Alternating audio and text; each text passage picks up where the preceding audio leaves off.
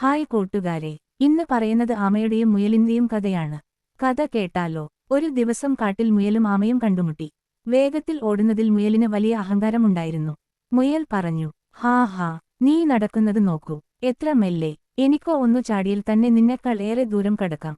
ആമ ശാന്തമായി മറുപടി പറഞ്ഞു. വേഗം മാത്രമല്ല വിജയത്തിന് വേണ്ടത്, ക്ഷമയും സ്ഥിരതയും കൂടി വേണം. അപ്പോൾ മുയൽ പറഞ്ഞു, അങ്ങനെയെങ്കിൽ നമുക്ക് ഒരു മത്സരം നടത്താം. ആരാണ് ആദ്യം ലക്ഷ്യത്തിലെത്തുന്നത് എന്ന് നോക്കാം. ആമ സമ്മതിച്ചു. മത്സരം ആരംഭിച്ചു. മുയൽ പെട്ടെന്ന് ഓടിമുന്നിലെത്തി. പിന്നോട്ട് നോക്കിയപ്പോൾ ആമ വളരെ പിന്നിലായിരുന്നു. ആമ വരാൻ സമയം വേണം, ഒന്ന് ഉറങ്ങിയേക്കാം എന്ന് പറഞ്ഞ് മുയൽ ഒരു മരത്തിന് കീഴിലുറങ്ങി. ആമ മെല്ലെ മെല്ലെ, ഒരിക്കലും നിർത്താതെ മുന്നോട്ട് നീങ്ങി.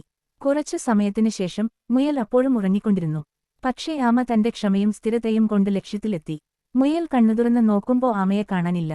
അവൻ ഓടിനോക്കി, പക്ഷേ വൈകിപ്പോയിരുന്നു. ആമ വിജയിയായി പ്രഖ്യാപിക്കപ്പെട്ടു. കഥയുടെ പാഠം: സ്ഥിരതയും ക്ഷമയും വിജയത്തിലേക്ക് നയിക്കും. അമിത ആത്മവിശ്വാസം പലപ്പോഴും പരാജയത്തിലേക്കാണ് നയിക്കുന്നത്.